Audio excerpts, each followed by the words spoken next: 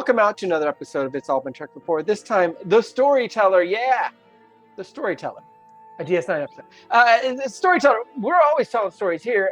You know what? And some of them you hear on the regular feed, if you will, regular podcast feed. Some of you don't. Some of them you don't. Hear all the gibberish that we spew. If you like our gibberish, you're going to love the bonus gibberish. And you can get that at patreon.com/IBD. Don't take much. It just takes pennies. You don't even have to have pennies. You can do it electronically these days. But it's pennies per day. So, you're going to make out. You're going to make out here. And that is not just a story, but this is The Storyteller on It's All Been Checked Before. Welcome out to another episode of It's All Been Shrek Before. Your regular hosts are here. This is Steven. And Keith. Jimmy-Jerome.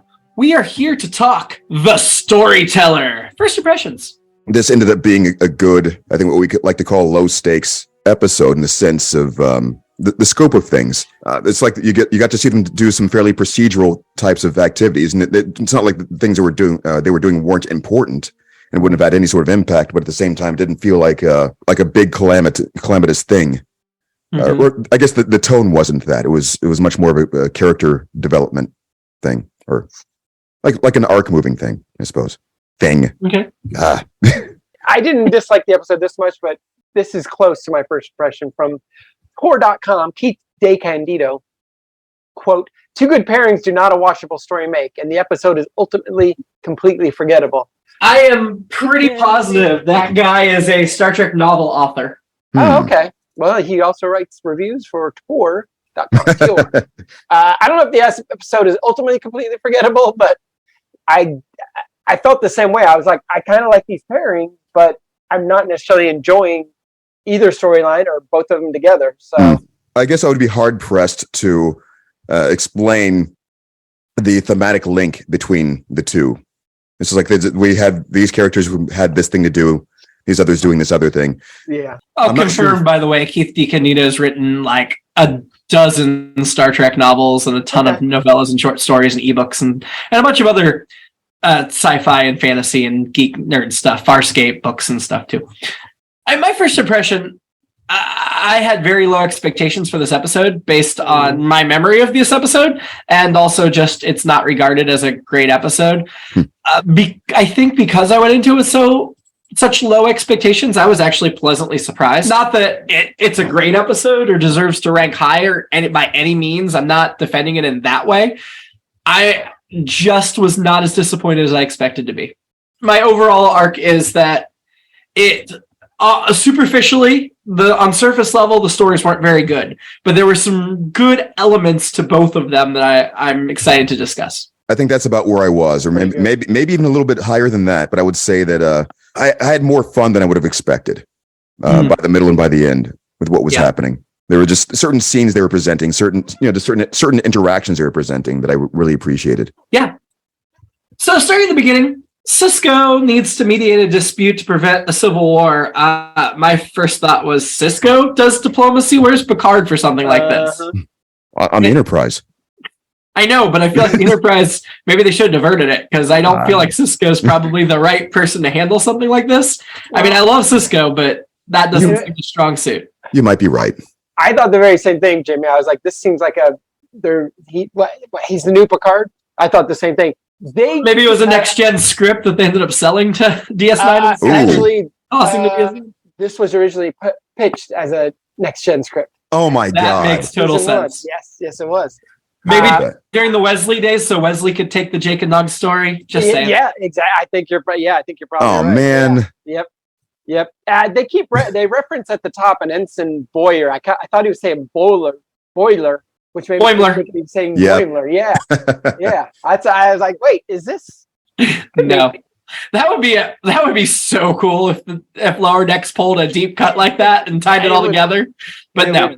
After we're told this thing about Sisko, and all they had to do was add a line about, since you're the emissary, Bajorans really respect you, so you should negotiate for the Bajorans. Yeah. That would have cleared that up real quick, but they didn't do that. So we're just going to move on.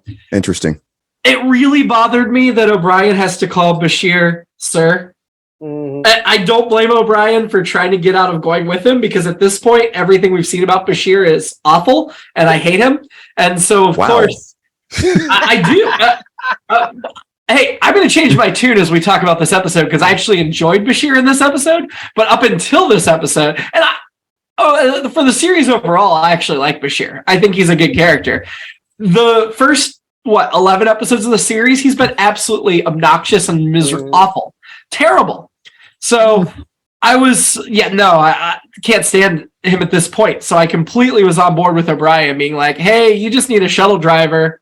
Where's that guy that replaced me while I went back to Earth? He could drive him for the shuttle because you really don't need O'Brien for this mission, and Bashir's the worst. But and I think that's why it bothers me that O'Brien has to call Bashir sir. That, and we know Bashir is like fresh out of the academy, and O'Brien is an experienced veteran officer, but he's non-commissioned, so that's why. I think Stephen might be about to say what I was going to say, so I'll yeah, maybe. I think you were going where I will say Bashir is my annoyance in the episode. If you ask someone, do I annoy you? If you have to ask, yeah, probably the annoyance. I don't like that. That said, it did feel like O'Brien, the way he was talking at this point, I felt like, okay, you guys are all just piling on, and this is your whipping boy. But I agree with everything you said, Jimmy, that for the most part, Bashir's been tough to take. There's been he's been annoying a lot. But I also felt like it was like, okay, but you got, to me, it feels relentless that they're like, and we've all been around those people. And it's like, well, I'll drive separately kind of a thing. But yeah, so, but I don't know if that's where you're going, Keith, but I kind of felt that way a little bit too. Like, I don't think that O'Brien had to call him sir, but he was doing it to maintain a certain kind of distance. No, he did have to call him sir because Bashir outranks O'Brien. Yeah, technically, but I think that within the situation, he was laying on the sir as a way of deflecting what Bashir was trying to do in the conversation. He was trying to. Yeah, but the fact that they even have that dynamic. I mean, just listen to what I'm saying. So they're in the shuttle, and Bashir is trying to say, we haven't talked at all this whole time. Do you find me annoying, perhaps? And that's O'Brien is inserting sirs after most of the sentences in a way that's this kind of he's emphasizing it to indicate we have a professional relationship that will allow me to not have to allow this line of questioning to say, like, well, we have this distance. You outrank me. I can't. I'm not in a position to socialize with you. That's what he was trying to convey. I was reading a discussion on the power imbalance of when the boss asks you if you annoy him, you can't say yes. And that is absolutely what that scene was. And you're right, I think, Keith, that he may emphasize sir and say it a bit more often to basically, because O'Brien had just got finished saying, I'll answer whatever you want to ask honestly. And then he's asked that and he can't answer honestly. And so I agree that at that moment he was laying on the sir's stick to indicate like, dude, you shouldn't have asked that. That's crossing a line. And I'm just going to say what I have to say. But in the opening scene, before they even get on the runabout, he calls him sir. And that's the point where I was thinking, man, it really sucks that O'Brien has to say sir to these snot-nosed, fresh out of the academy jerks that don't deserve it. Speaking of Bashir, up until now, I mean, I found him very charming and amusing in this episode. But up until now, including the shuttle scene asking if he's annoying, I didn't hate that as much as I usually hate Bashir, because while it was totally inappropriate for him to ask that, I felt at least it showed a tiny bit of self-awareness to acknowledge that, I might be annoying, because he is. But it's also clear that O'Brien's opinion means a lot to Bashir, to me. And that is also a telling moment. I mean, not to get too far ahead of us or spoil too much, but these two are destined to become best friends. And so it's really interesting. It spoils a little bit. Yeah, it kind of is. But it's really interesting to think of this dynamic in that context, because this is the first real interaction they have of any significance in the series. Yeah. And it's tense, but Bashir is differential to him in a way I did not expect him to be, because I don't feel Bashir's been differential to anyone. I don't know. I think the problem I have when we get into Bashir discussions is, first of all, I think I relate to him pretty well, up to a point, obviously. Yes, there are episodes where he does seem a little... he does seem to be there to be the whipping boy, as Stephen was putting it. The man whore. The Kirker Riker of the series, but not good at it. Or more like the quagmire. We've said that before. They seem to be going for going for that, and then also sometimes arrogant to the point of not being self-aware about it. Yeah, of the way he's coming across, and some of those things were purposeful, and then there were still some good uses for him where he has been endearing. But I wouldn't say that like all 11 episodes 100% of the time he's been awful or the worst. It's just I think you're being affected by what you know he's going to be. That could definitely, I'll concede, that could definitely be part of it. I do think he's been the worst pretty much every second he's been on screen so far. But I also think the things we're picking up in this episode already that we're talking about of positives in Bashir's checklist are totally consistent with the way they end up drawing his character. And not even just the positive stuff, but his lack of awareness and his not necessarily getting the social cues are definitely part of who his character ends up being as they flesh him out. But he just becomes less obnoxious about it. And I appreciate that very much. Like I said, I like Bashir overall. I have not liked him up until now, so I'm really glad to finally get an episode where I enjoy him. And there'll be a lot more going forward. Getting back to the specific thing about him asking if he were annoying. That is definitely one of the things that makes me uncomfortable in any conversation. And it's come up on, it's happened, I'm sure it's probably happened to all of us in real life at some point where someone has said something like that to you. And I've talked about that concept fairly recently. In this context, I think he's showing vulnerability. I think that was the thing we were trying to get to about his deference to O'Brien in this, saying that his opinion was important to him. He clearly wanted to try to do something to change the way he was being perceived. And so I totally agree with you, Keith. As inappropriate as that question is, when you understand a little bit about Bashir, it is endearing that he asked it. So I'm not disagreeing with you at all on that. I'm on the same page there, I think. I've definitely been put in that situation where I'm like, no, you're not annoying. But I feel like... was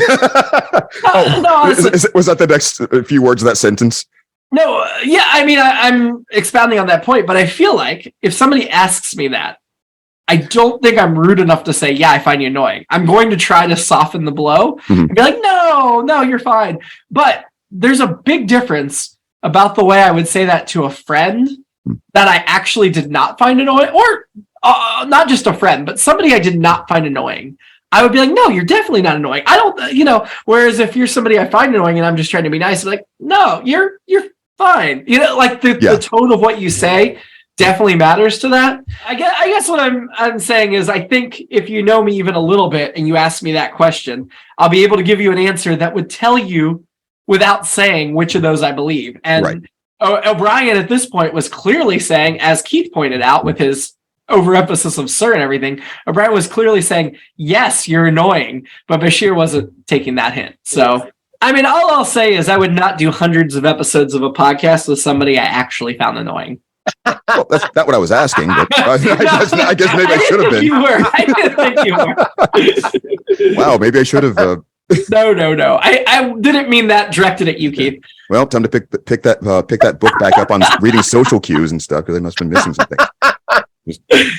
I genuinely adore you. If you don't know that by now, I'm sorry I didn't do a good job communicating that. Well, thank you. That was the whole point of that. So no, I don't think that was. That's not why I said it. But there was a baseball reference early on, Cisco. Yeah.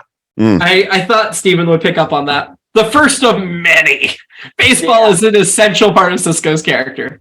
They're really using this runabout set, aren't they? Like, it's every episode somebody's on a runabout. Yeah. I'm not complaining about it, but man, they're getting their money's worth. I thought it was interesting. They had one shot of O'Brien in the foreground and Bashir in the background. They stayed with that. They're like, we're not going to deviate from this. That's all we need to see.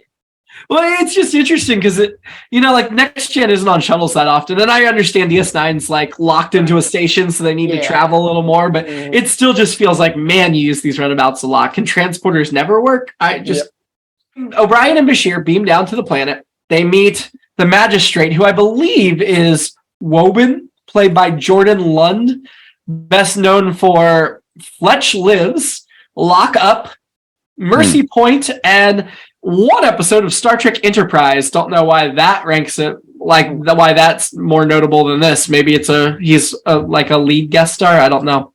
He also does an episode of or did an episode of The Next Generation. He played Kluge in the episode Redemption Part 2, one of the Klingons. But yeah, he tells them like, oh, it is a medical emergency. If this guy dies, the Syrah dies, then we all die. And it's like, what? Like that whole confusion going to the credits because they seem to be thinking they're coming to a pandemic or something. Woban's the guy that they're negotiating with back on the...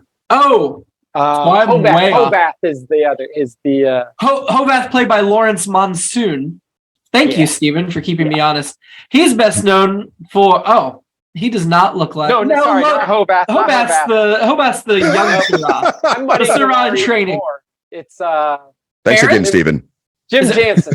Jim Jansen. Jim Jansen played Farron. There we go. Now I see the picture. That makes way more sense. Yes. He's best known for Water for Elephants, Death Becomes Her, Gilmore Girls, where he played seven episodes, Reverend Archie Skinner, and Dear Sister Kelly. He did an episode of Mad Men. He did an episode of Terminator, The Sarah Crowley Chronicles, and he did some voices for a Star Trek Armada video game. But he will also play a second character in a later episode of DS9, but he's not on any of the other Trek spinoffs.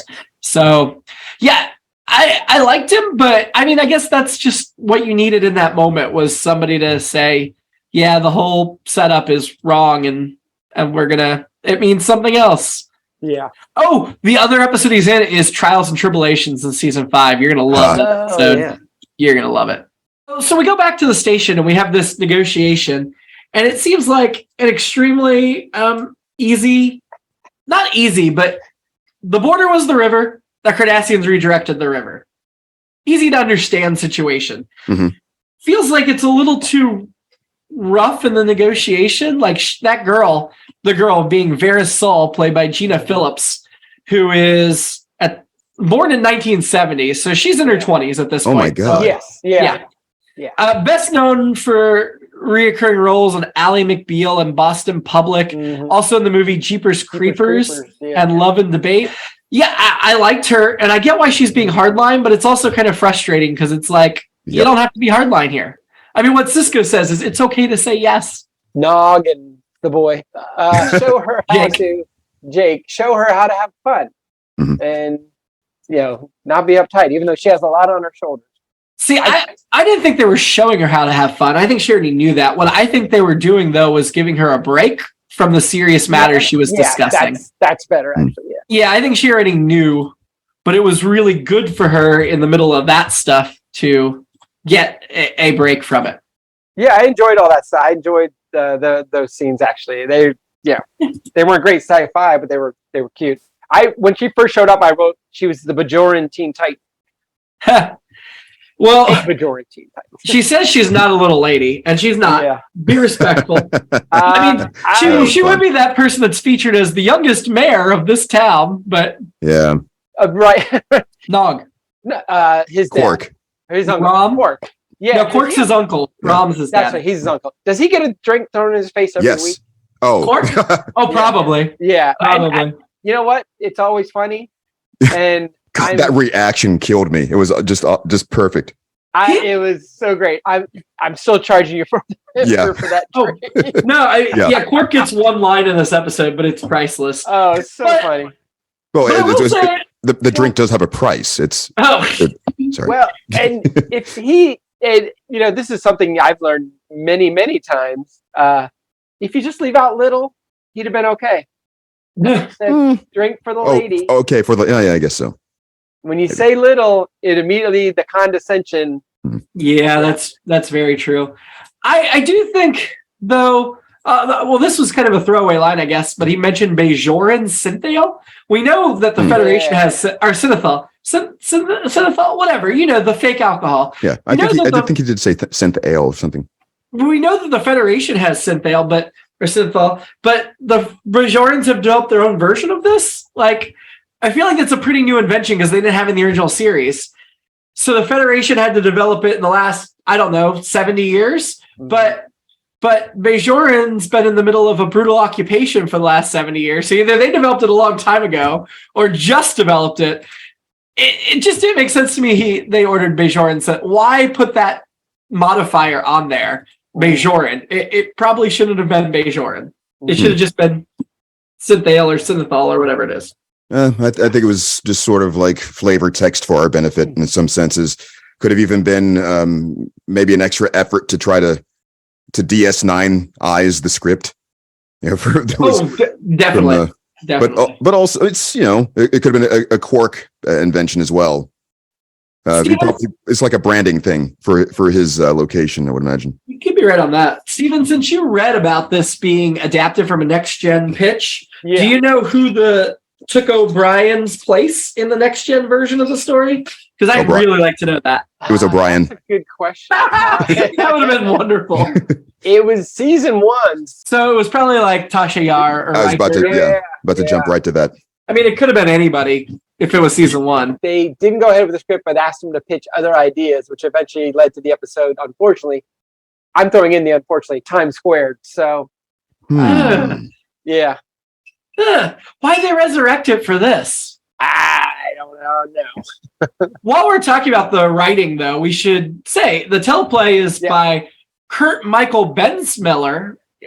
Stories by Kurt Michael Bensmiller, and then teleplay is by Kurt Michael Bensmiller and Ira Steven Behr. So Ira Steven Behr helped him shape it, which is probably why there were some really good elements I feel in it.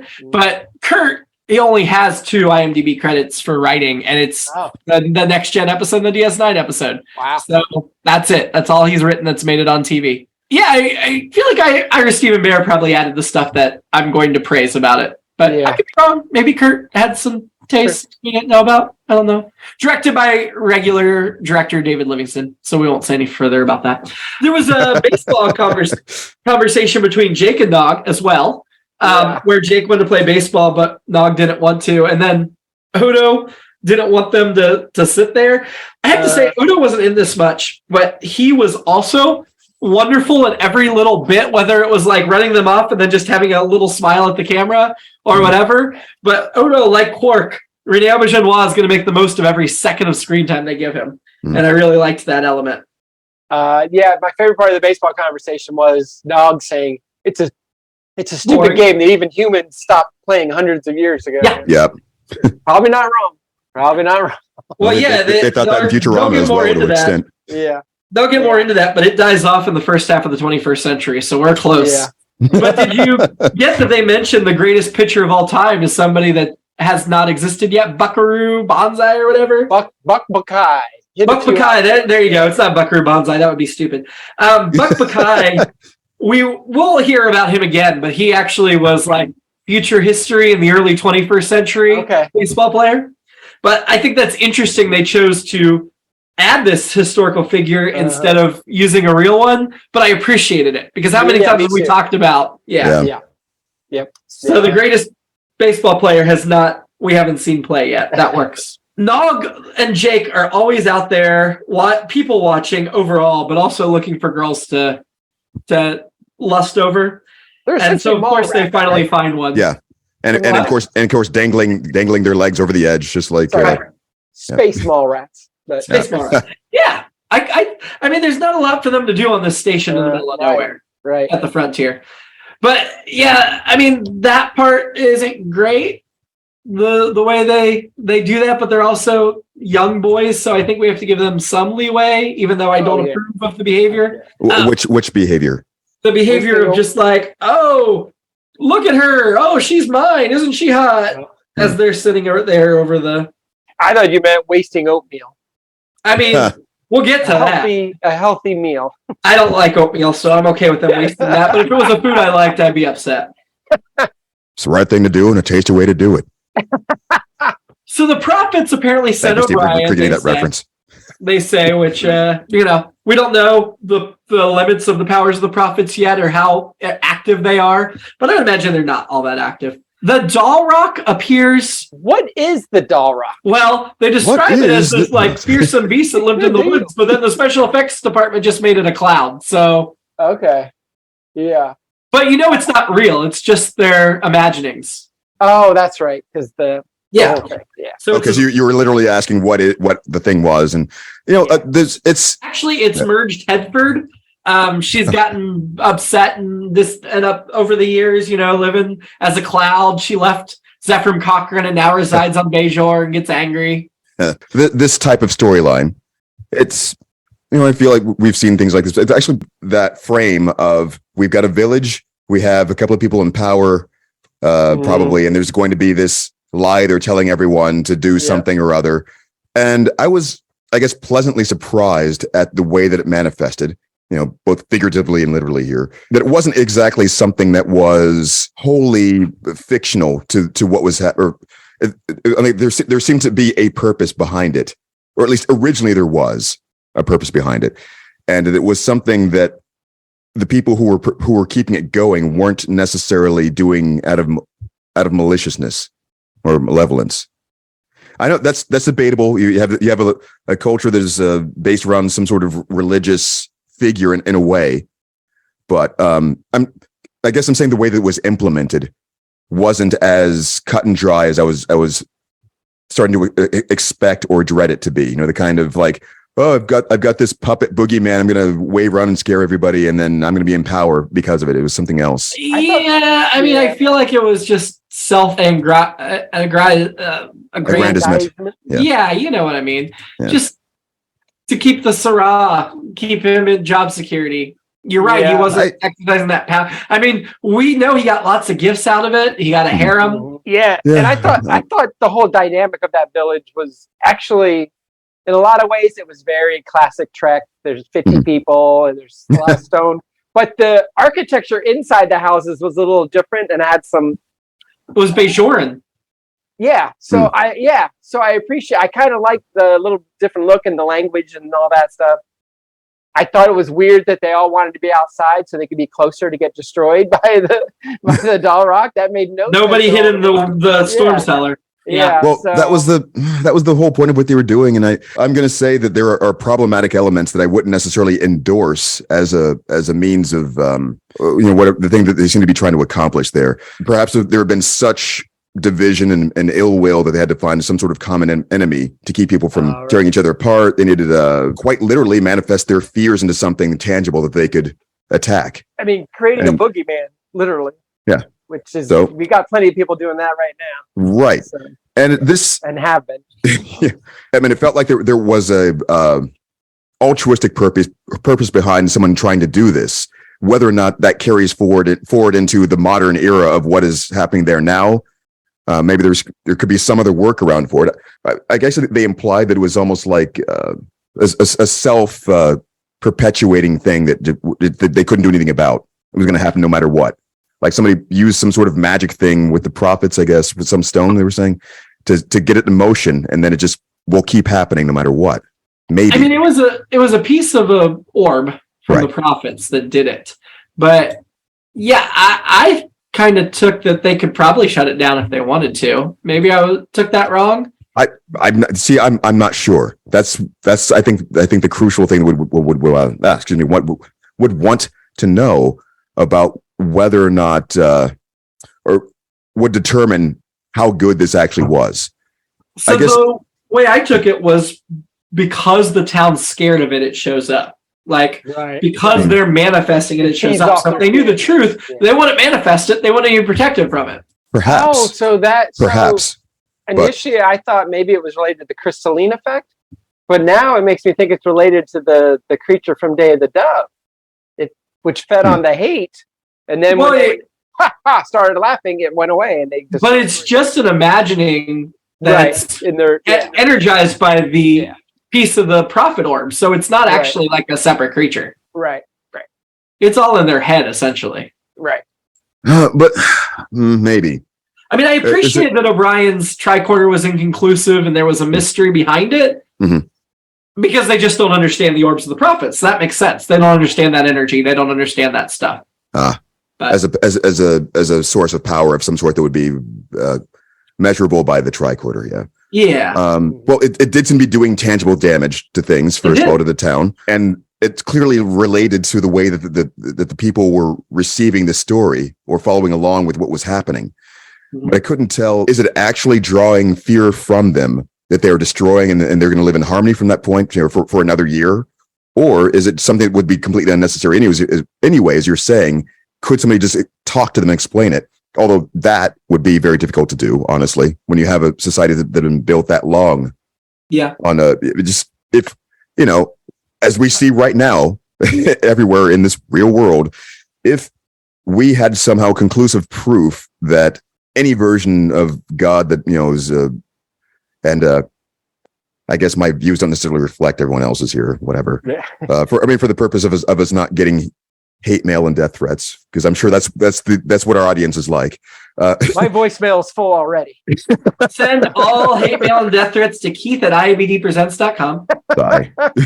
I haven't set it up. You don't get those. I would get those. So it's fine. If you want me to set it up, I will. No, it's a good way to categorize things when you're reading through the mail to see, oh, this is where that came from, or why we're getting it. And I feel like people do have some pretty compelling arguments to explain why. No, we know that these people made this thing up. Here is proof that they've made this up. This can't possibly be true. People will not accept it. There are too. First of all, there are too many people who benefit from the framework, and there are too many others who just were raised in it. So their identity is built around it. Their worldview, etc. Yeah, would cause too much insecurity, and especially in an environment with that sort of village-like culture. But maybe if there's only 50 people, you could talk to them one-on-one and walk them through these things. Maybe, but I don't know. I don't either. Of course, if we did know, we could have fixed a lot of things. Yeah, I mean, I would have expected O'Brien to step up and tell them. I feel like that's what he should have done. I don't feel like he should have just gone along with it. It wasn't a prime directive situation. Yeah. So, getting to that plot point, the Syrah dies. The Syrah, played by K.E. Cutter. He looks familiar. Best known for The Last Starfighter, Zorro, the 1959 TV series, Watermelon Man, and this role in DS9. He was in The Nth Degree as well. He died in 2003, so he's been gone a while. But yeah, he was in The Nth Degree. He was that head in space. I found it very odd how the crowd just accepted O'Brien so readily. Yeah. I mean, he's an alien. He's an outsider, and they just were no argument. And similarly, they were all against the acolyte, the apprentice, universally, and then they were all for him again. And that crowd has no individuals in it. They all only operate as a crowd. That's kind of how it works, unfortunately, and I think that's fairly realistic in certain ways. If again, when you have a culture that's built in that sort of sense, especially if this has been working, for that to have worked, they have to be susceptible to that extent. Is that why Syrah says, "O'Brien, you're the guy"? Yes. Okay. See, they even laid out the scheme. Bashir put it together and explained it right there to convince the guy, and it's that makes perfect sense. It really was about manipulating confidence. He's the new Syrah. Whatever will be, will be. What you have the Syrah figure, and he's essentially passing the torch to O'Brien in front of everybody in a way that they can accept. I guess even as O'Brien was arriving, he was working the crowd to the extent of playing up, hey, I know something about this guy that just showed up. Ooh, he's my prophecy sense is tingling. I feel something special here. And so setting them up to have that moment where, I'm too weak to do this. Somebody help me. Wait, O'Brien, I know you. I think, I feel something in you. Feed in line. Here you go, kid. Here's the torch. Done. I feel less bad about the way they switched to O'Brien than the way they switched to the apprentice later. I think that's part of the problem for me, was just how this apprentice, that way they'd all come to doubt, immediately picks up the rope, and he hasn't even run it off yet. And they're all like, yeah, go apprentice. And that was Hovath, Lawrence Monson, best known for Friday the 13th, the final chapter, Mask, The Last American Virgin, and the band played on. Yeah, he was the Last American Virgin. He was the titular character in that. And I didn't realize that. I forgot about that movie. But I thought, I think it was a combination of things. One, it'll be an episode of Enterprise. But his sweet coat, which was the Syrah's amazing Technicolor dream coat. That's a cool coat. A cool coat. Yeah. O'Brien's attempt, which I thought was, it reminded me of an improv graduation class. Oh man, he failed emphatically, and everyone's like, "That guy." So, did that guy actually finish the class? So yeah, he was not good. And I think they all recognize that he was the true Sarah. God. If you can pitch it the right way, people will want to. I mean, you can kind of just tweak it a bit, and suddenly this kid they hate is an underdog. They recognize, wait a minute. Now we see what's happening here. Yeah. He just needed this other moment to prove himself in this way because he needed the pressure to blow up. They can talk themselves into that too. And it's like suddenly he's the endearing Bashir figure in the shuttle going, am I annoying? Did I do this right? Yeah, right. Yeah, it's the narrative. It's all the narratives and stuff. And who was the one that figured it out? Bashir. Who else but Bashir?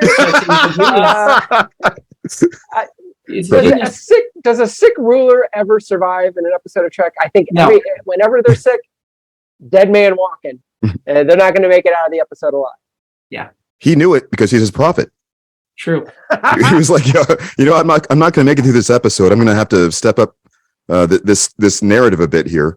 So let's finish this arc before we get back to the station because that's a very case Sarah ad. Because they are such two completely separate arcs that don't go together at all, which is really bizarre for a story. But not peanut butter and chocolate at all. No. So for this episode, O'Brien deserved everything he got because he was being grumpy and not at all even trying. So I think in that case, it wasn't Bashir picking on him. It was just fun to me for him tackling him.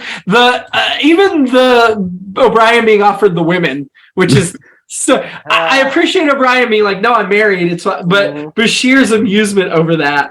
Right. Although I do wonder why the O'Briens can't just visit annually. Why do they have to move to the village? But whatever. Right. Does the apprentice really need to kill O'Brien? That seems pretty extreme, especially if people are going to follow you at that point. Yeah. And then he won't tell O'Brien anything when he tries to stab him, but as soon as they catch him, he's like, I'll tell you everything now.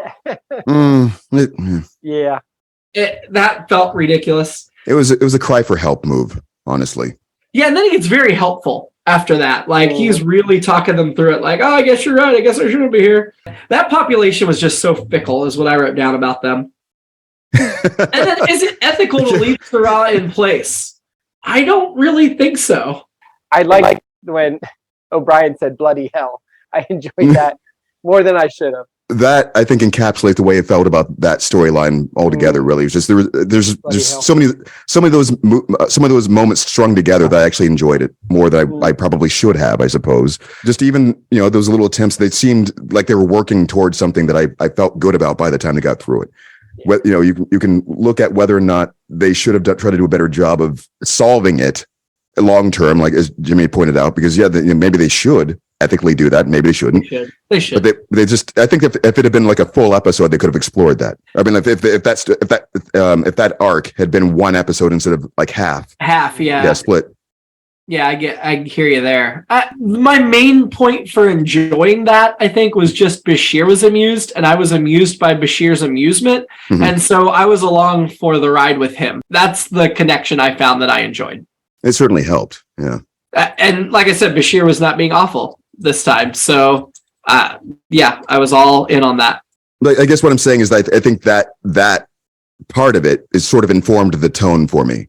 I mean, that could have been a much more dire situation. In both cases, really.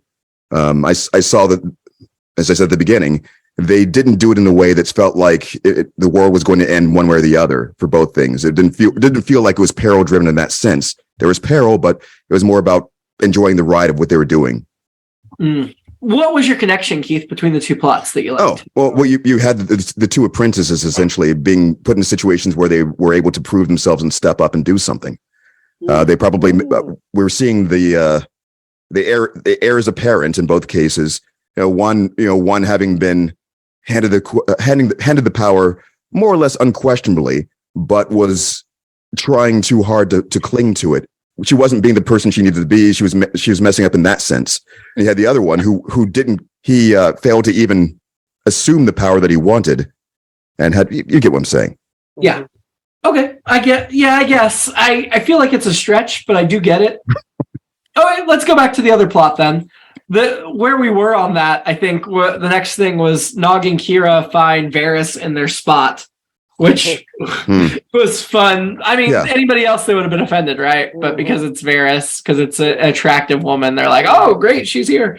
Nog teaches her negotiation. Loved it. Ferengi persuasion. Yeah, I love the way that tied in, and that just really sold that thing for me. You know? Jake is helpful. Nog isn't help. But the amusing dialogue of Jake's like, I just asked my dad. Nog's like, I don't. I do, but that doesn't help. Rom is smart in his own way.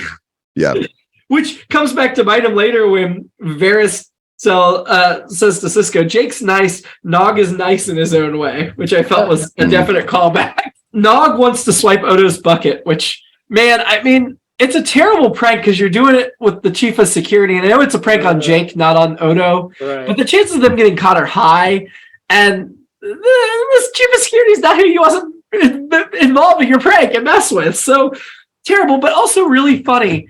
Yeah. I will say when Nog breaks in via the side door or back door of the security office, and then he comes and opens the front door for Jake and Varys, why don't they all just go in through the back door? Why do they need to open the front door at all? That seems stupid. I did really, really like the look on Cisco's face as he catches Nog and sees Jake covered in oatmeal. Priceless. The look on Ben Cisco's face was just like, I'm not even going to ask for details, but you guys are in so much trouble.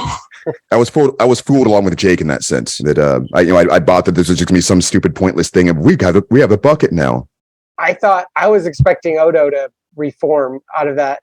I didn't think it was oatmeal. It was, for one thing, they added way too much water to that oatmeal. It was too runny. As a person who does like oatmeal, I did. It's the right thing to do. I did enjoy Cisco mentoring Varys Sewell. Yeah. I did enjoy those moments. I thought that was cool. I did, but I really, really appreciated that the episode was not about Cisco mentoring her. Yes. I loved that it was her hanging out with Cisco's son and that coming back to his son saying, hey, you should really talk to him because he's wise, rather than Cisco playing the heavy. That was so much more satisfying to me. Agreed. Also got to see if it was on Next Gen, the Wesley story arc would have just been the romance, and Picard would have been the mentor all throughout. And I love the separation. I think we also got to see during the process her demonstrating good leadership skills in the sense that whether or not that ended up being true or not, her main motivation for hanging out with Jake and Nog, she certainly did use it as an opportunity to consider Cisco's qualifications and to. I guess give herself some permission to think, to consider other perspectives. I think the kids were helping her do that. Yeah, I think so too. Cisco's advice I liked as well. Just the way he's like, look, and actually Nog's advice ended up being good. Like, yes, what do you have, or what do they have that you want? Like, because she doesn't really want the land. She's just being hardline because she thinks she has to be. Right. So I really like the way that shook out. Good resolution. And I enjoyed her kissing Nog. Although I wish she would have kissed Jake because I feel like her and Jake had the better connection, whatever. But I think she understood as the why. I feel like that was her being very mature and wise leader of like, okay, if I kiss them both, it could cause conflict between them. I'm going to kiss Nog because that's the guy that needs the reinforcement. Yeah. Jake's fine without it. Right.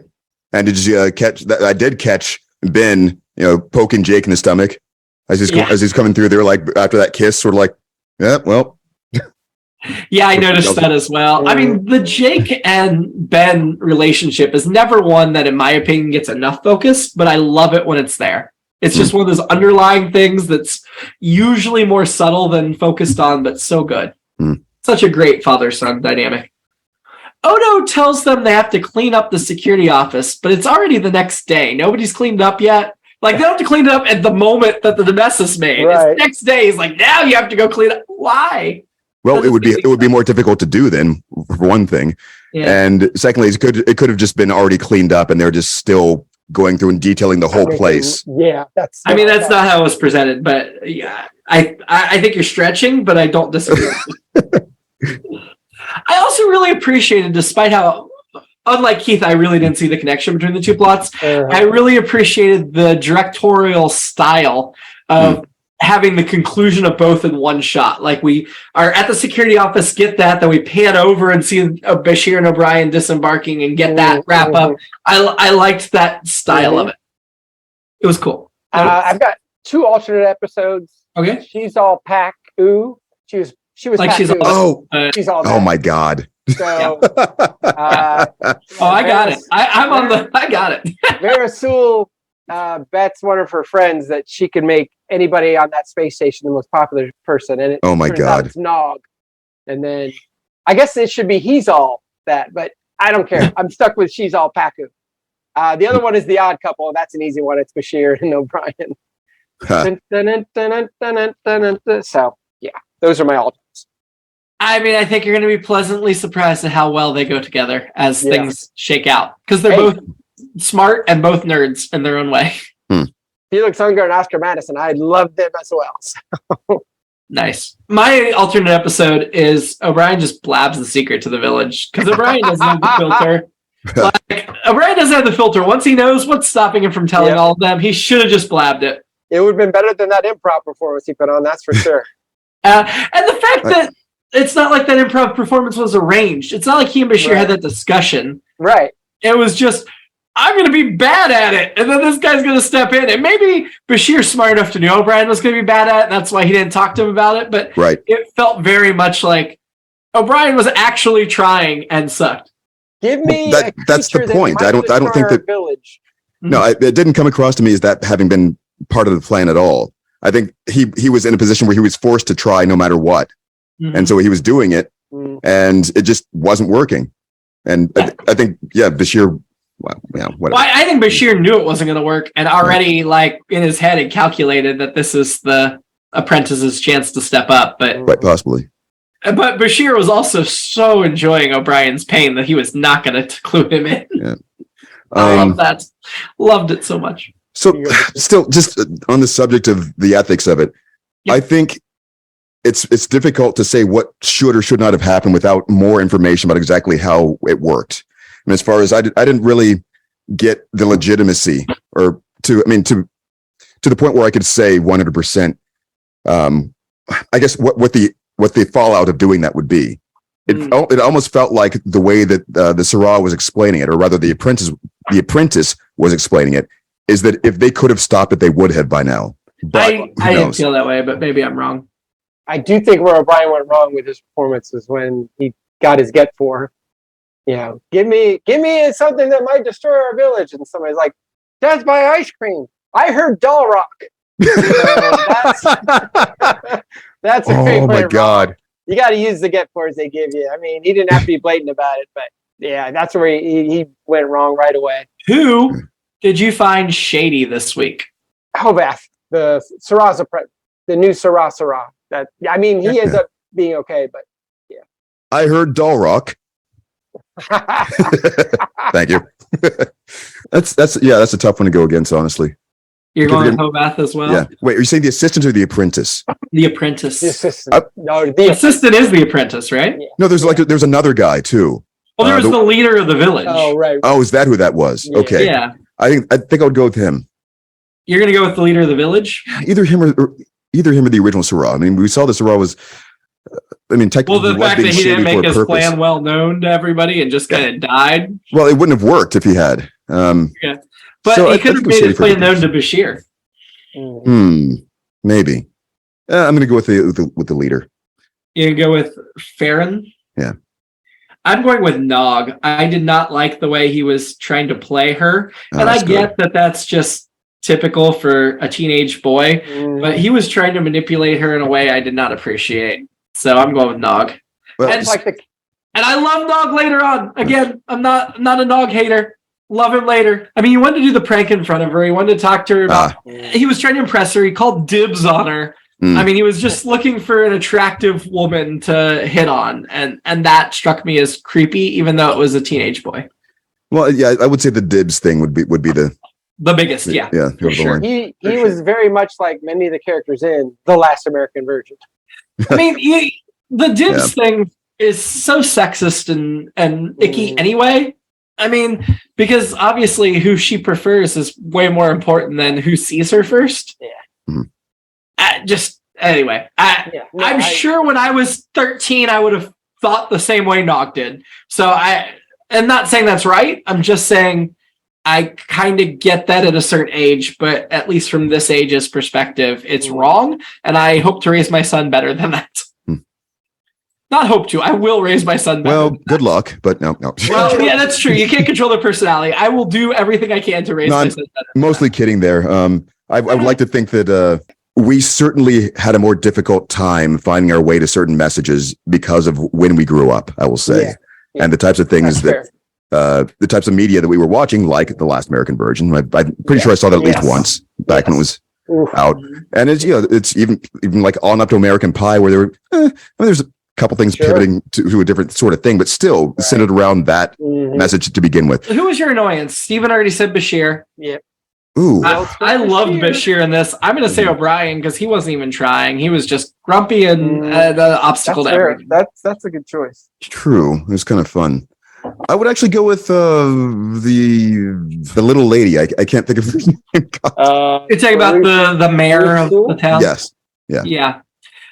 Really? Why did you find Varys annoying? Just at the beginning, the obstinance that she was showing with their interactions with Ben Sisko. That's it. Isn't it a shame that O'Brien being grumpy and Julian Bashir being so amused that they didn't actually clash with one another? I mean, it felt like that whole holdover of the crew's supposed to get along, so we're not going to show them conflicting, but they should have conflicted. That would have probably made their later friendship feel more earned, honestly. Is O'Brien grumpy because Keiko is still on Earth visiting her mother? I mean, O'Brien's always grumpy. If you listen to my friends over at The Greatest Generation, Benjamin R. Harrison and Adam Pranica, who famously guest starred on Sobbin on Radio Hour, they are convinced that is a bad marriage that has never worked, and every time we see them, it's just awful. That's what I think. I think this whole she's visiting for the birthday is they're separated, man. It was her grandma's 100th birthday. I mean, we've never seen them have a good moment, have we? That's true. I think they're wedding, but other than that, they always bicker. You're right. Yeah. Yeah. And Data had to save that. I know. Well. I mean, I like Keiko. I feel like they don't use her enough, but that was the actress's choice, not the show's choice, right? Because they wanted to use her more. Well, their wedding day couldn't even be Keiko's day. It was Data's day. I know. That's a problem right there. Data's just a diva. That's the whole problem. That needs to be an alternate episode or a spin-off or something. Diva Data? Yeah, something I'm like that. sure there are memes on the internet. Just because of it, yeah. That's got such a great ring to it. Data Diva or Diva Data or whatever. Who do you want to have a drink with? This was more problematic, this big preamble to it, but Phillips, nay Consolo, who played Varys Sewell. At first I'm like, that's not cool. And then she was the same age as my girlfriend. In that time in the world, she was the same age as my girlfriend at that time. She's 23, playing a 15-year-old. I was 23, playing a 15-year-old as well. My girlfriend at the time would attest to that probably too. So, yeah, it blew my mind to hear she was actually like a few years older than me. Yeah, I still kept watching okay. They grow up faster on her planet with the actress Gina Phillips. Yes. I mean, I enjoyed the actress, but honestly, I was like that. I just feel they never establish her age in the episode, so she could be 20. But the fact that the 11-year-old boys were lusting after her, just seemed way too creepy to me to even contemplate that. I felt like I was putting myself in Sisko's shoes of looking at her as a grown-up trying to just help instead of flirt. So I'm going to go with Bashir because honestly, as much fun as he was having, I just want to keep having fun with him and laugh at O'Brien with him. And only because O'Brien deserves everything he got. I know Bashir was laughing at O'Brien and not with him. And if O'Brien had been even a little bit nicer, I'd feel bad about that. But since he was acting the way he was, nope. Similar answer. Bashir in this case. First episode, I liked Bashir. Let's go. There's going to be great Bashir episodes later. I really think one of my favorite concepts of the whole series is central to Bashir's story arc. So we'll talk about when we get there in season 6. Ranking the episode, I feel like we should go kind of towards the top just because the season's been so terrible. So, I mean, it hasn't been as bad as I expected, but it's not been good. Let's go with The Passenger. Better or worse than The Passenger? Ooh. It's hard because there's two completely separate plots here.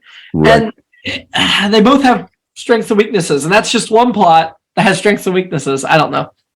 I think I'll put this one below. That's just my preference for the puzzle type things, I guess. I think I would too. Okay.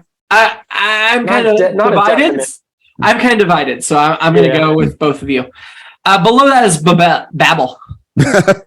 Babel? Yeah. I'm going to go above with that one. That one started interestingly and then went off the rails. Yeah, I can't even remember how everything was going in Babel, honestly.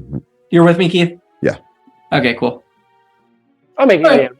So it's 5th out of 13. Okay. Seems pretty reasonable. Mm-hmm. Next week, Next Gen Suspicions. Dr. Crusher puts her career on the line to prove a scientist's theoretical new shielding technology, which may have cost him his life. That scientist is a Ferengi. So, Dr. Crusher... I kind of remember that. Get ready, everybody. It's another Crusher episode.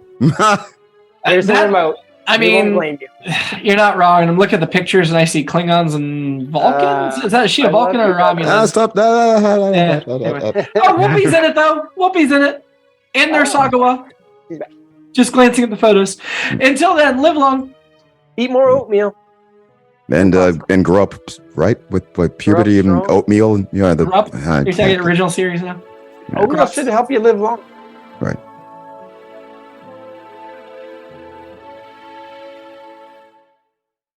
It's All Been Done presents Who's Got the Time?